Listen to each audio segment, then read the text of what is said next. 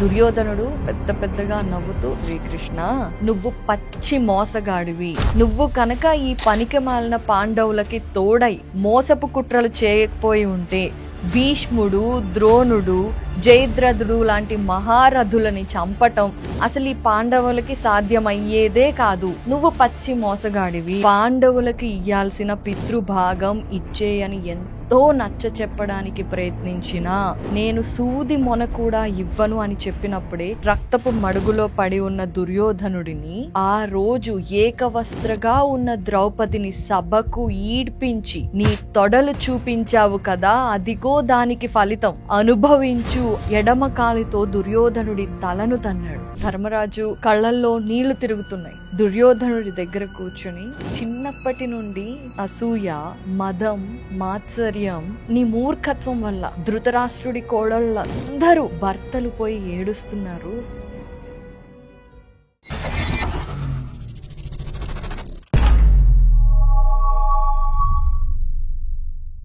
అందరికీ నమస్కారం. మరి ప్రీవియస్ ఎపిసోడ్లో మనం భీముడికి అలాగే దుర్యోధనుడికి మధ్య జరిగిన గదా యుద్ధం గురించి విపులంగా తెలుసుకోవడం జరిగింది. మరి భీముడు దుర్యోధనుడిని ఓడించిన తర్వాత అసలు ఏం జరిగింది, ఈరోజు పూర్తి వివరంగా తెలుసుకునే ప్రయత్నం చేద్దాం. భీముడు దుర్యోధనుడు గాలిలో ఎగిరినప్పుడు గదతో అతని తొడలని విరక్కొట్టాడు. దాంతో యుద్ధం సమాప్తమైనట్టే. అయితే భీముడు ఒక రేజ్లో ఉన్నాడనమాట. ఆక్రోశం, ఆవేశం, చిన్నప్పటి నుండి ఇప్పటి వరకు వాళ్ళు పడిన కష్టాలన్నీ కేవలం దుర్యోధనుడి వల్లే అన్న ఆవేశంతో ఊగిపోతున్నాడు. ఆగట్లేదు. పడిపోయి రక్త మడుగులో పడి ఉన్న దుర్యోధనుడిని కాలితో తంతు ఆ రోజు ఏకవస్త్రగా ఉన్న ద్రౌపదిని సభకు ఈడ్పించి నీ తొడలు చూపించావు కదా, అదిగో దానికి ఫలితం అనుభవించు. మమ్మల్ని పశువులని, బానిసలని చూసినట్టుగా ఎంతో హీనంగా చూసి పకపకా నవ్వావు కదా, అనుభవించు అని ఎడమ కాలితో దుర్యోధనుడి తలను తన్నాడు. దాంతో వెంటనే ధర్మరాజు పరిగెత్తుకుంటూ వెళ్ళి భీముణ్ణి ఆపి, ఏంటి ఈ పిచ్చితనం? ఇప్పటికే నువ్వు అతన్ని తొడలు విరక్కొట్టి అతన్ని ఓడించావు. నువ్వు చేసిన ప్రామిస్ నిలబెట్టుకున్నావు. ఇక చాలు, ఇదంతా చేయకు అని చెప్పి దూరంగా పంపించేశాడు. దూరంగా పంపించిన తర్వాత ధర్మరాజు కళ్ళల్లో నీళ్లు తిరుగుతున్నాయి. మామూలుగా అయితే వేరే ఇంకెవరన్నా రాజు అయితే 18 రోజుల యుద్ధం తర్వాత అతను గెలిచాడు, రాజు కదా. అప్పుడు ఏంటి, మామూలుగా అయితే ఎవరైనా ఆనందంగా ఉంటారు. కానీ ధర్మరాజు కళ్ళ నిండా నీళ్లతో దుర్యోధనుడి దగ్గర కూర్చుని, దుర్యోధన, చిన్నప్పటి నుండి అసూయ, అత్యాస, మదం, మాత్సర్యం, అధర్మాలని నువ్వు ఎప్పుడు దరి చేర్చుకున్నావు. నీ మూర్ఖత్వం వల్ల మన బంధువులని, మన స్నేహితులని, ఎంతోమంది రాజులని నీ మూర్ఖత్వం వల్ల మన వాళ్ళందరినీ పోగొట్టుకున్నాము. ధృతరాష్ట్రుడి కోడళ్ళందరూ భర్తలు పోయి ఏడుస్తున్నారు. ఏం లాభం జరిగింది నీకేమి? నువ్వు యుద్ధంలో మరణిస్తున్నావు, నీకు వీరస్వర్గం దొరుకుతుంది. అప్పుడు ధర్మం ఏంటంటే యుద్ధంలో మరణించిన వాళ్ళందరూ వీరస్వర్గానికి వెళ్తారు. ధర్మరాజు అంటున్నాడు అనమాట, నీకేమి హాయిగా నువ్వు వీరస్వర్గం పొందుతావు, కానీ ఇక్కడ మన వాళ్ళని పోగొట్టుకొని చనిపోయిన భర్తలు ని చూసుకుంటూ ఏడుస్తున్న స్త్రీల ముందు నేనే ముఖం చూపించాలి? మేమలా తల ఎత్తుకొని మన స్నేహితులు, మన రాజుల మధ్య తిరగాలి, ఎలా మేము ఆనందంగా ఉండగలము అని చాలా బాధపడుతూ ఉంటాడనమాట. ఒకవైపు ధర్మరాజు దుర్యోధనుడితో ఇలా మాట్లాడుతున్నాడు, కానీ చుట్టుపక్కల వాళ్ళందరికీ అదంతా కాదు, గెలిచేసాము, అయిపోయింది కదా.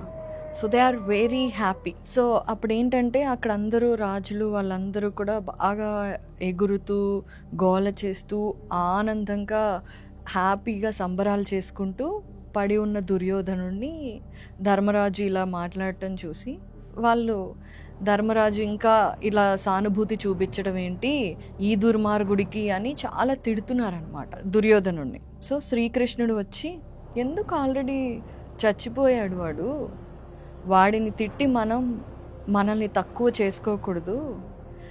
ఇతను ఎప్పుడైతే భీష్మ, ద్రోణ, కృపాచార్యుల వారు వీళ్ళందరూ కూడా పాండవులకి ఇయ్యాల్సిన పితృభాగం ఇచ్చేయని ఎంతో నచ్చ చెప్పడానికి ప్రయత్నించినా నేను సూది మొన కూడా ఇవ్వను అని చెప్పినప్పుడే చచ్చిపోయాడు. అధర్మాన్ని అనుసరించి పాండవులని చిన్నప్పటి నుండి ఎన్నో కష్టాలు పెట్టినప్పుడే చచ్చిపోయాడు. ఇప్పుడు కేవలం శరీరంగా చనిపోతున్నాడు అంతే. ఇతనిని మనం మాటలు అనటం, మనల్ని మనం తక్కువ చేసుకోవటం అనవసరం అని ఆ రాజులందరికీ శ్రీకృష్ణుడు చెప్పాడు. ఈ విషయం దుర్యోధనుడు విన్నాడు. దుర్యోధనుడికి చాలా కోపం వచ్చిందనమాట. దుర్యోధనుడు శ్రీకృష్ణుడిని పెద్ద పెద్దగా నవ్వుతూ అతను తొడలు విరిగిపోయి రక్తపు మడుగులో బాధలో ఉన్నాడు. అయినా దుర్యోధనుడి రోషం చూడండి. కంసుడి దాసుడైన వసుదేవుడికి పుట్టావు నువ్వు శ్రీకృష్ణ. నువ్వు నన్ను మోసంగా చంపించింది నాకు తెలియదనుకుంటున్నావా? నువ్వు పచ్చి మోసగాడివి. నువ్వు భీముడికి సైగ చేయటం నాకు తెలుసు. అయినా నువ్వు నన్నేంటి యుద్ధంలో భీష్ముడిని అర్జునుడికి ఎదురుగా శిఖండిని పెట్టి చంపించావు కదా, అది అధర్మం కాదా? కర్ణుడు రథచక్రం ఎత్తుతుంటే అర్జునుడిని రెచ్చగొట్టి చంపించావు, అది అధర్మం కాదా? ద్రోణాచార్యుడిని మోసంగా చంపించావు, అది అధర్మం కాదా? ఇన్ని అధర్మాలు చేసిన నువ్వు నన్ను అధర్మంగా చంపించటం పెద్ద విషయమేమీ కాదు. నువ్వు పచ్చి మోసగాడివి అని నానా మాటలు అన్నాడు శ్రీకృష్ణుడిని దుర్యోధనుడు. అతని తొడలు విరిగిపోయి రక్తపు మడుగులో పడి ఉండి కూడా అతనికి తాను చేసినవి గుర్తు రావట్లా. ఎవరైనా చావు దగ్గరికి వస్తే పశ్చాత్తాపం అనేది వస్తుంది. ఎగ్జాక్ట్లీ, పనులు చేసి ఉండకూడదు కదా అని. కానీ దుర్యోధనుడికి అలా లేదు. అసలు ఇంకొక మాట కూడా అంటాడు. ఏంటంటే దుర్యోధనుడు, నువ్వు కనుక ఈ పనికిమాలిన పాండవులకి తోడై మోసపు కుట్రలు చేయకపోయి ఉంటే భీష్ముడు, ద్రోణుడు, జయద్రథుడు లాంటి మహారథులని చంపటం అసలు ఈ పాండవులకి సాధ్యమయ్యేదే కాదు. నువ్వు పచ్చి మోసగాడివి అని. ఆ మాట విన్న తర్వాత శ్రీకృష్ణుడికి కోపం వస్తుంది. దుర్యోధనుడి దగ్గరికి వచ్చి, ఆహా దుర్యోధన, నువ్వు భలే మాట్లాడుతున్నావే ధర్మం అధర్మాల గురించి, నా అధర్మపు పనుల గురించి చెబుతున్నావే, మరి ఈ విషయాలన్నిటికీ కూడా నువ్వు జవాబు చెప్పు అని ఒక్కొక్కటి చిట్టా విప్పుతాడు. ఫస్ట్ థింగ్ అడుగుతాడనమాట శ్రీకృష్ణుడు, సభలోకి ఏకవస్త్రగా ఉన్న ద్రౌపదిని ఈడ్పించి మీరేం చేశారు, అది అధర్మం కాదా? ఒంటరిగా యువకుడు పోరాడుతుంటే అభిమన్యుడిని చుట్టుముట్టి నువ్వు చెబుతున్న మహారథులందరూ కలిసి చంపించారే, అది అధర్మం కాదా? అసలు అంతెందుకు, పాండవులు చిన్న వయసులో ఉన్నప్పుడు నువ్వు భీముడికి విషం పెట్టి కాళ్ళు చేతులు కట్టేసి నదిలో పడేశావు, అది అధర్మం కాదా? లక్షగృహంలో పడేసి వాళ్ళని తగలపెట్టాలి అనుకున్నావు, అది అధర్మం కాదా? పోనీ ఇవన్నీ వదిలే, నువ్వు జూదమాడావు, మోసపు జూదమాడావు, అయినా వాళ్ళు మాట మీద నిలబడి అరణ్యవాసానికి వెళ్ళారు, అయినా నువ్వు ఊరుకున్నావా? లేదు, వాళ్ళని ఇబ్బంది పెట్టడానికి ఘోషయాత్రకు వచ్చావు. అప్పుడు జరిగింది నీకు గుర్తులేదా? నువ్వు ఏదైతే ద్రోణుడు అంటున్నావో, ఏదైతే కర్ణుడి ప్రాణం అంటున్నావో, ఒకప్పుడు ఘోషయాత్రలో మిమ్మల్ని అదే పాండవులు, ఎవరినైతే పనికిమాలిన పాండవులు అంటున్నావో వాళ్ళే కాపాడి మీ ప్రాణాలు నిలబెట్టారు. నీ ప్రాణాలు అప్పుడే ధర్మరాజు కాపాడి నీకిచ్చాడు. మరి ఏది అధర్మం, ఏది ధర్మం అని అడిగాడనమాట శ్రీకృష్ణుడు. దుర్యోధనుడికి అయినా ఏమీ అర్థం కాలేదు. శ్రీకృష్ణుడు చెప్పినా కూడా అర్థం కాలేదు. అతను ఇంకా వాదిస్తూనే ఉన్నాడు అనమాట. మంచిగానే ఉన్నాడు, కరెక్టే అన్నట్టు. శ్రీకృష్ణ, నువ్వు నాతో ఎంత మాట్లాడినా నువ్వు మోసగాడివే. నాకు భీముడు నా తలని తన్నినందుకు కూడా కోపమేమీ లేదు. ఎందుకంటే ఇంకాసేపు ఆగితే కాకులు గ్రద్దలు కూడా నా మీద కాళ్ళు పెడతాయి. కానీ నేను ఇప్పుడు వీరస్వర్గం పొందుతాను. కానీ మమ్మల్ని అందరినీ ఇలా మోసంగా అధర్మంగా జయించి ఆ ధర్మరాజు రాజ్యపాలన ఎలా చేస్తాడు? జీవితమంతా పాండవులు నాకు నా మనుషులకు చేసిన అన్యాయాన్ని తలుచుకుంటూ కృంగి కృషించిపోయి వెళ్ళిపోవాలి అన్న ఉద్దేశంతో మాట్లాడాడనమాట. అసలు దుర్యోధనుడు చావు బ్రతుకుల్లో ఉన్న ఇప్పుడు కూడా పాండవులు సుఖపడకూడదు అనే ఒక్క ఉద్దేశంతోటే ఉన్నాడు తప్ప తన వల్ల ప్రపంచానికి జరిగిన నష్టాన్ని గుర్తించలేకపోయాడు. అయినా వీరస్వర్గం పొందుతాడు. ఆ తర్వాత స్వర్గం, నరకం వీటన్నిటి గురించి చాలా ప్రశ్నలు ఉంటాయి, అవన్నీ మనం తెలుసుకుందాం.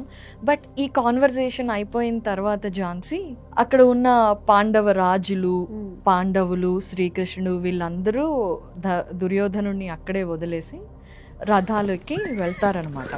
ఇది కురుక్షేత్రం దగ్గర వీళ్ళందరి శిబిరాలు ఉంటాయి కదా, అయితే పాండవ శిబిరాలకి వెళ్లకుండా కౌరవ శిబిరాలకి వెళతారు.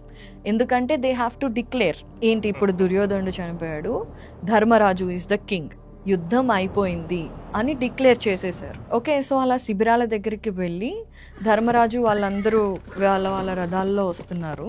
అర్జునుడు, శ్రీకృష్ణుడు తెలుసు కదా, శ్రీకృష్ణుడు అర్జునుడి రథాన్ని నడుపుతున్నాడు, పైన మన ఆంజనేయ స్వామి ఉన్నాడు అని. శిబిరాల దగ్గరికి వచ్చిన తరువాత ఫస్ట్ అర్జునుడిని కిందకి దిగు నువ్వు అని అంటాడు శ్రీకృష్ణుడు. సరే అని కిందకి దిగుతాడు. ఆ తర్వాత శ్రీకృష్ణుడు రథాన్ని దిగుతాడనమాట. రథాన్ని దిగితే వెంటనే రథం పైన జెండా రూపంలో ఉన్న ఆంజనేయ స్వామి ఆకాశంలోకి ఎగిరిపోతాడు.